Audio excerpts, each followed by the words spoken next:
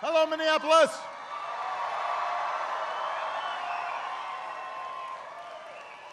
How's everybody doing today?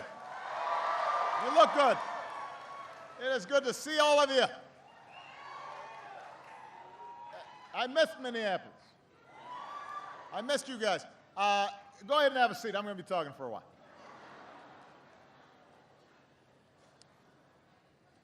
So, we've got some wonderful folks here today. I want to acknowledge a few of them. First of all, your outstanding governor, Mark Dayton.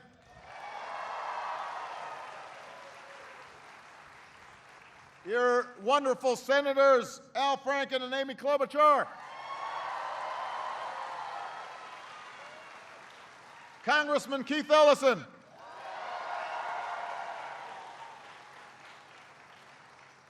Your mayor, Betsy Hodges.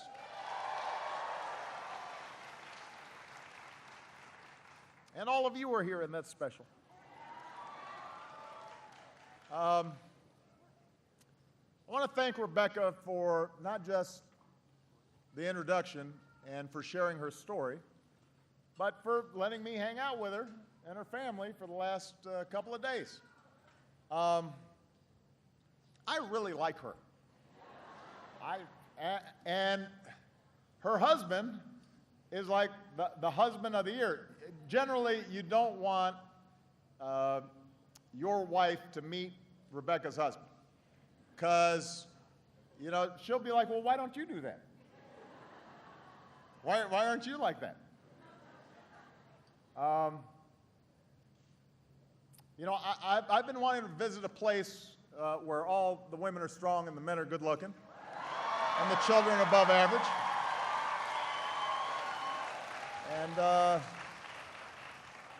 And this clearly is an example of what Minnesota produces. So yesterday, Rebecca and I had lunch at Matt's Bar. Had a Juicy Lucy, which was quite tasty. We had a town hall at Minnehaha Park, although I did not take a kayak over the falls, which seemed dangerous. We got ice cream at Grand Oak Creamery, very good, very tasty. And then this morning, Al Franken and I and Secretary Tom Perez, our Secretary of Labor, who's here. Tom, stand up.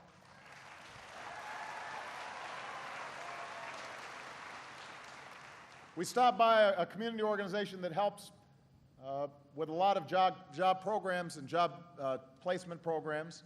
And this program in particular was focused on young moms. And it was really interesting talking to them, because these are teenage mothers, 16 to 18. And it was a great pleasure for me to be able to say to all of them that, you know, my mom was a teenage mom, and she was 18 when she had me.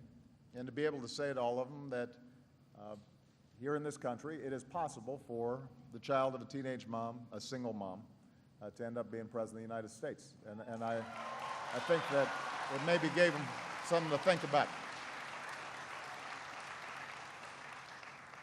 So, you guys have been great hosts, Minnesota. You're welcome. I love you back. Now, so I want to give you a sense of how this visit came up. As some of you know, every day we get tens of thousands of correspondence at the White House. And we have a big correspondence office, and every night the folks who manage the correspondence office select 10 letters for me to read. And the job of these letters is not to just puff me up. So it's not like they only send me letters saying, Mr. President, you're doing great.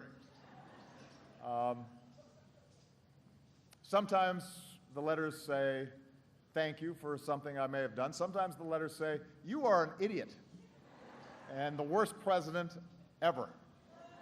And most of the stories, though, are stories of hardship or hard-won success. or hopes that haven't been met yet. Some appreciate a position that I may have taken. Some disagree with what I'm doing. Some consider policies like the Affordable Care Act to be socialism. Some tell stories about the difference that same policy may have made in folks' lives. So I'm getting a good sample of what's happening around the country. And last month, 3 young girls wrote to me that boys aren't fair because they don't pass the ball in gym class. So there's a wide spectrum.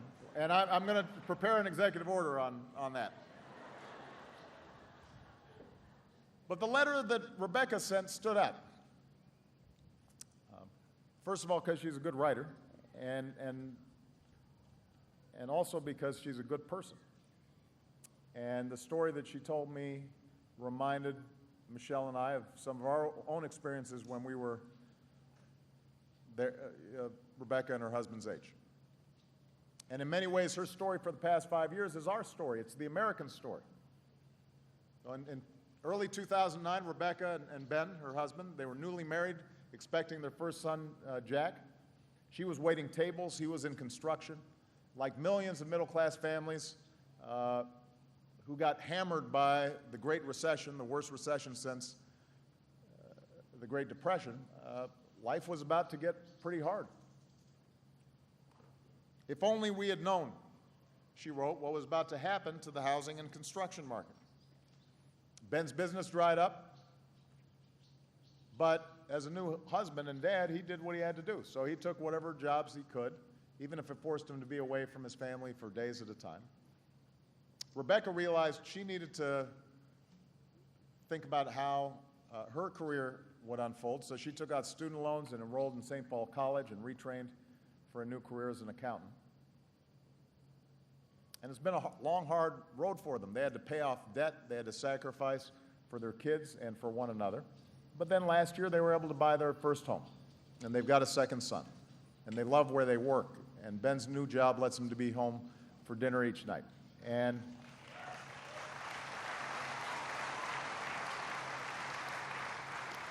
so what Rebecca wrote was, it's amazing what you can bounce back from when you have to. We're a strong, tight-knit family who's made it through some very, very hard times. And that describes the American people. You know, we too are a strong, tight-knit family who has made it through some very, very hard times. And today, over the past 51 months, our businesses have created 9.4 million new jobs. Our housing market's rebounding. Our auto industry's booming. Our manufacturing sector is adding jobs for the first time since the 1990s. We've made our tax code fairer. We've cut our deficits by more than half. More than 8 million Americans have signed up for private insurance plans through the Affordable Care Act.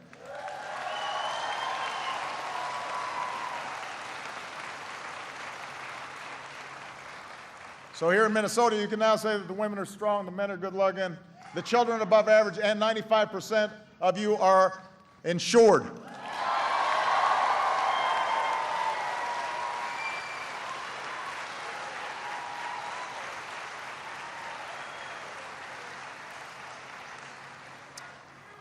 And it's thanks to the hard work of citizens like Rebecca and Ben and so many of you that we've come farther, we've recovered faster than just about any other advanced economy on earth.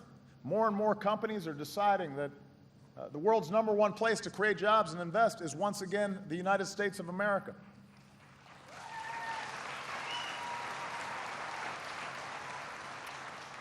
That's the good news, and you don't hear it very often. By every economic measure, we are better off now than we were when I took office. You wouldn't know it, but we are. We've made some enormous strides. But that's not the end of the story. We have more work to do. It wasn't the end of Rebecca's story, because she went on to write in her letter, we did everything right, The truth is, in America, where two people have done everything they can to succeed and fight back from the brink of financial ruin through job loss and retraining and kids and credit card debts that are set up to keep you impoverished forever, and the discipline to stop spending any money on yourselves or take a vacation in 5 years, it's virtually impossible to live a simple middle-class life. That's what Rebecca wrote. Because their income is eaten up by child care for Jack and Henry that costs more each month than their mortgage. And as I was telling Rebecca, Michelle and I, when we were their age, we had good jobs and we still had to deal with child care issues and couldn't figure out how to, some months, make ends meet. They forego vacations so they can afford to pay off student loans and save for retirement. Our big splurge, Rebecca wrote, is cable TV so we can follow our beloved Minnesota Wild and watch Team USA in the Olympics. They go out once a week for pizza or burger, but they're not splurging. And at the end of the month, things are tight. And this is like this wonderful young couple with these wonderful kids who are really working hard. And the point is, all across this country, there are people just like that, all in this audience. You're working hard, you're doing everything right, you believe in the American dream, you're not trying to get fabulously wealthy, you just want a chance to build a decent life for yourselves and your families, but sometimes it feels like the odds are rigged against you. And I think sometimes what it takes for somebody like Rebecca to sit down and write one of these letters, and I believe that even when it's heartbreaking and it's hard, every single one of those letters is, by definition, an act of hope. Because it's a hope that the system can listen, that somebody's going to hear you, that even when Washington sometimes seems tone deaf to what's going on in people's lives and around kitchen tables, that there's going to be somebody who's going to stand up for you and your family. And that's why I came here, because I wanted to let Rebecca know, and I wanted to let all of you know that, because you don't see it on TV sometimes. It's not what the press and the pundits talk about. I'm here to tell you, I'm listening, because you're the reason I ran for president. Because those stories are stories I've lived. The same way that when I saw those young teenage moms, I thought of my mother. And when I see Rebecca and Ben, I think of our struggles when Malia and Sasha were young. And they're not distant from me. And everything we do, I ran for president because I believe this country is at its best when we're all in it together and when everybody has a fair shot and everybody's doing their fair share. And the reason I believe that is because that's how I came here. That's how I got here. That's how Michelle and I were able to succeed. And I haven't forgotten. And so even though you may not read about it or see it on TV all the time, our agenda, what we're fighting for every day, is designed not to solve every problem, but to help just a little bit. To create more good jobs that pay good wages. Jobs in manufacturing and construction and energy and innovation. That's why we're fighting to train more workers to fill those jobs. That's why we're fighting to guarantee every child a world-class education, including early childhood education and better child care. That's why we're fighting to make sure hard work pays off with a wage you can live on and savings you can retire on, and making sure that women get paid the same as men for the same job, and folks have flexibility to look after a sick child or a sick parent.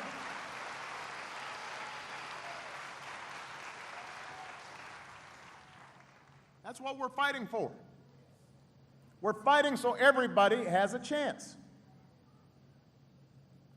We're fighting to vindicate the idea that no matter who you are, or what you look like, or how you grew up, or who you love, or who your parents were or what your last name is. It doesn't matter. America's a place where if you're doing the right thing, like Ben and Rebecca are, and you're being responsible and you're taking care of your family, that you can make it. And the fact is we can do that. If we do some basic things, if we make some basic changes, we can create more jobs and lift more incomes and strengthen the middle class. And that's what we should be doing. And I know it drives you nuts that Washington isn't doing it. And it drives me nuts. And the reason it's not getting done is today even basic common sense ideas can't get through this Congress. No, and you know, sometimes I'm supposed to be, you know, politic about how I say things, but I'm finding lately that I just want to say what's on my mind. So let me.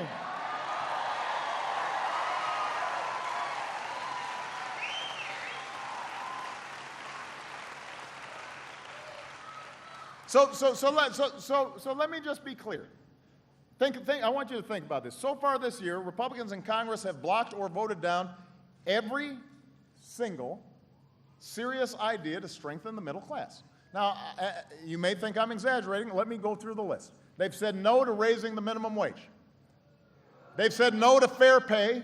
Some of them have denied that there's even a problem, that despite the fact that women are getting paid 77 cents for every dollar a man's getting paid. They've said no to extending unemployment insurance for more than 3 million Americans who are out there looking every single day for a new job, despite the fact that we know it would be good, not just for those families who are working hard to try to get back on their feet, but for the economy as a whole. Rather than invest in working families getting ahead, they actually voted to give another massive tax cut to the wealthiest Americans. Don't boo, by the way, I want you to vote. But I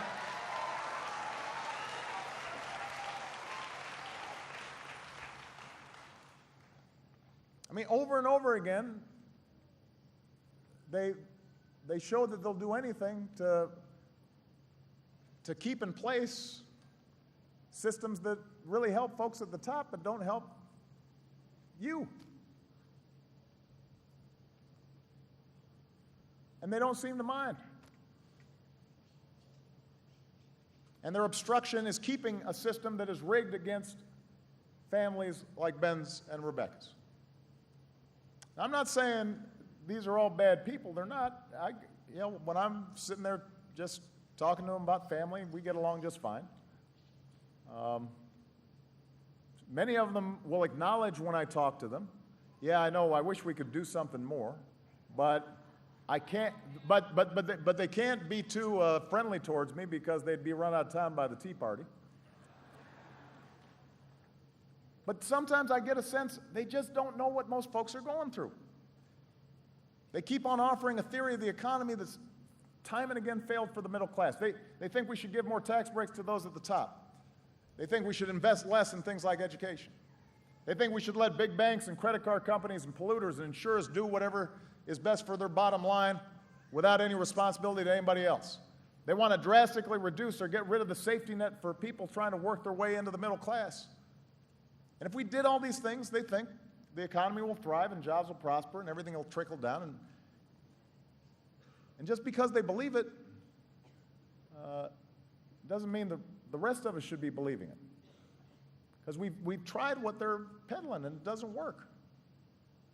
We know from our history that our economy does not grow from the top down. It grows from the middle out. We do better when the middle class does better. We do better when workers are getting a decent salary. We do better when they've got decent benefits. We do better when we do better when a young family knows that they can get ahead. And we do better when people who are working hard know that they can count on decent child care at an affordable cost. And that if they get sick, they're not going to lose their homes. We do better when if somebody's stuck in a job that is not paying well enough, they know they can go get retrained without taking on huge mountains of debt. That's when things hum. And with just a few changes in priorities, we could get a lot of that done right now if Congress would actually just think about you and not about getting reelected, not about the next election, not about some media soundbite, but just focused on you. So that's why I've said, look, I want to work with Democrats and Republicans. My favorite president, by the way, was the first Republican president, a guy named Abraham Lincoln. So I'm not. This is not a statement about partisanship. This is a statement about America and what we're fighting for. And I'm not going to let gridlock and inaction and willful indifference and greed threaten the hard work of families like yours. And so we can't afford to wait for Congress right now. That's why I'm going ahead and moving ahead without them wherever I can.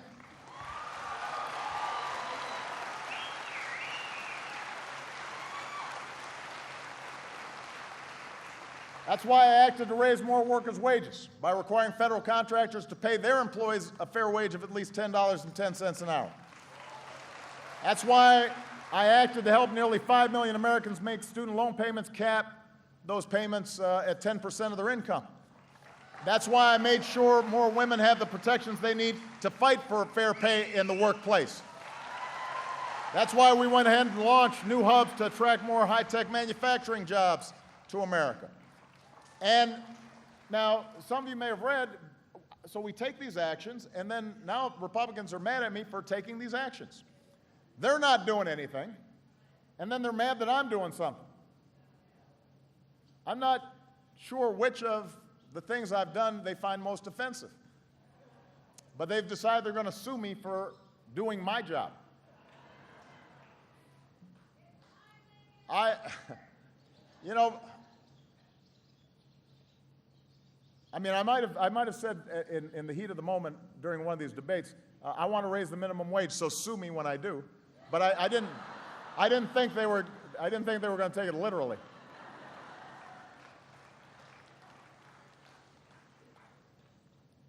But giving more working Americans a fair shot is not about simply what I can do. It's about what we can do together. So when Congress doesn't act, not only have I acted, I've also tried to rally others to help. I told CEOs and governors and mayors and state legislatures, for example, they don't have to wait for Congress to raise the minimum wage. Go ahead and raise your workers' wages right now. And since I first asked Congress to raise the minimum wage, 13 states and D.C. have raised theirs, including Minnesota, where more than 450,000 of your neighbors are poised to get a raise.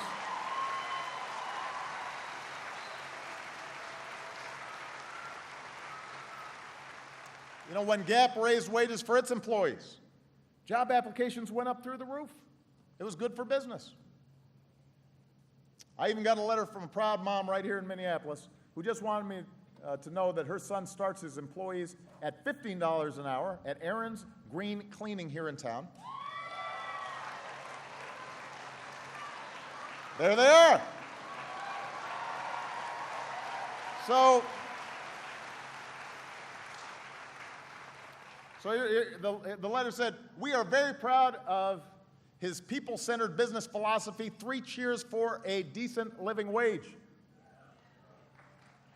So we don't have to wait for Congress to do some good stuff. On Monday, we held the first ever White House Summit on Working Families.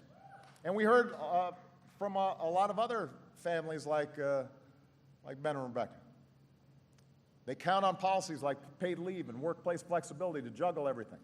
We had business owners who came and told me they became more profitable when they made family life easier for their employees. So more companies are deciding that higher wages and workplace flexibility is good for business, reduces turnover, more productive workers, more loyal workers. More cities and states are deciding this is good policy for families. So the only holdout standing in the way of change for tens of millions of Americans are some Republicans in Congress.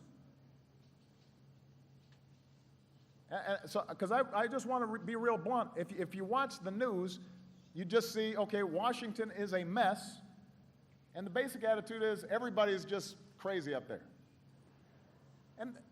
But if you actually read the fine print, it turns out that the things you care about, right now, Democrats are promoting. And we're just not getting enough help. And my message to Republicans is join us, get on board. If you're mad at me for helping people on my own, then why don't you join me and we'll do it together. We'll do it together. I'm happy to share the credit.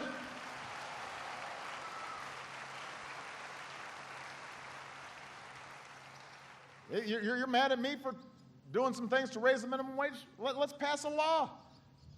Republicans and Democrats giving America a raise. If you're mad at me for taking executive action to make it easier for women to find out if they're not getting treated fairly in the workplace, let's do it together. You can share the credit. You're worried about me trying to fix a broken immigration system? Let's hold hands and go ahead and make sure that this country continues to be a nation of law and a nation of immigrants. I want to work with you, but you got to give me something. You got to try to deliver something. Anything.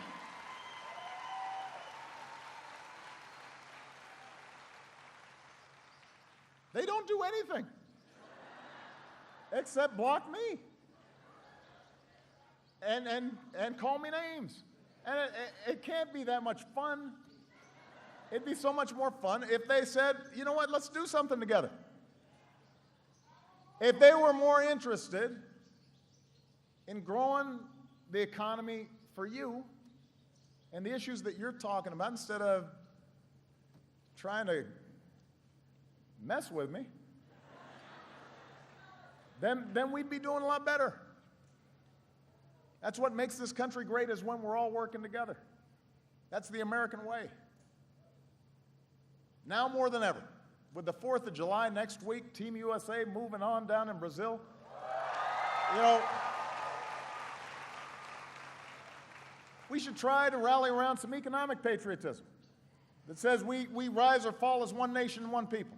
Let's rally around the idea that instead of giving tax breaks for millionaires, let's give more tax breaks for working families to help pay for child care or college. Instead of protecting companies that are shifting profits overseas to avoid paying their fair share, let's put people to work rebuilding our roads and our bridges and our airports. Let's invest in manufacturing startups so that we're creating good jobs, making products here in America, here in Minnesota. Rather than stack the deck in favor of those who've already got an awful lot, let's help folks who have huge talent and potential and ingenuity but just need a little bit of a hand up so that we can tap the potential of every American. I mean, this isn't rocket science. So, you know, there's some things that are complicated. This isn't one of them. You know, let's make sure every 4-year-old in America has access to high-quality preschool, so that moms like Rebecca and dads like Ben know their kids are getting the best quality care and getting a head start on life. You know, let's redesign our high schools to make sure that our kids are better prepared for the 21st century economy. Let's follow the lead of Senator Franken and Secretary Perez and get more apprenticeships to connect young people to rewarding careers. Let's tell every American if they've lost their job because it was shipped overseas, we're going to train you for an even better one.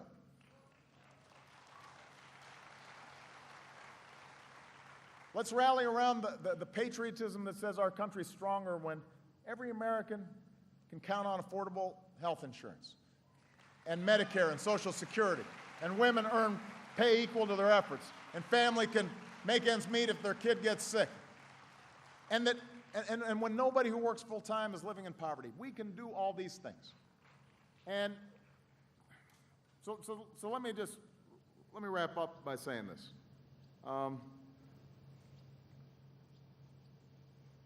I know sometimes things get kind of discouraging. And I know that our politics looks profoundly broken, and Washington looks like it's never going to deliver for you. Seems like they're focused on everything but your concerns.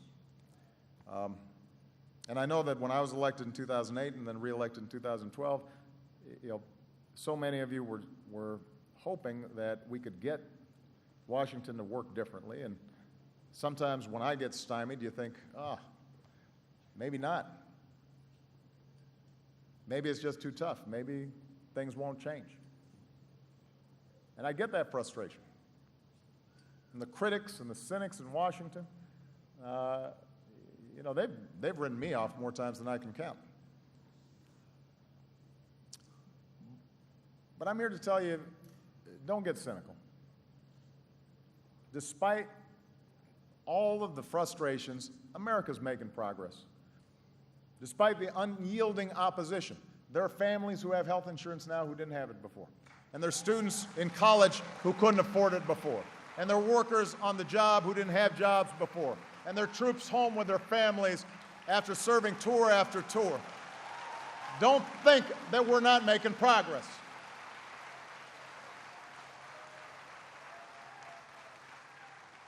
So yeah, it's easy to be cynical. In fact, these days it's kind of trendy. Cynicism passes off for wisdom. But cynicism doesn't liberate a continent. Cynicism doesn't build a transcontinental railroad. Cynicism doesn't send a man to the moon. Cynicism doesn't invent the internet. Cynicism doesn't give women the right to vote. Cynicism doesn't make sure that people are treated equally, regardless of race. Cynicism's a choice, and hope is a better choice. And every day I'm lucky to receive thousands of acts of hope. Every time somebody sits down and picks up a pen and writes to me and shares their story, just like Rebecca did. And Rebecca said in her letter, she ended it, she said, "I'm pretty sure there's a silly thing to do to write a letter to the president. But on some level, I know that staying silent about what you see and what needs changing never makes any difference. So I'm writing to you to let you know what it's like for us out here in the middle of the country, and I hope you will listen. And I'm here because Rebecca wrote to me, and I want her to know I'm listening. I'm here as president because I want you all to know that I'm listening. I ran for office to make sure that anybody who's working hard to meet their dreams has somebody in Washington that is listening. And I'm always going to keep listening, and I'm always going to keep fighting. And your cares and your concerns are my own, and your hopes for your kids and your grandkids are my own. And I'm always going to be working to restore the American dream for everybody who's willing to work for it. And I am not going to get cynical. I'm staying hopeful, and I hope you do too. Thank you. God bless you. God bless America.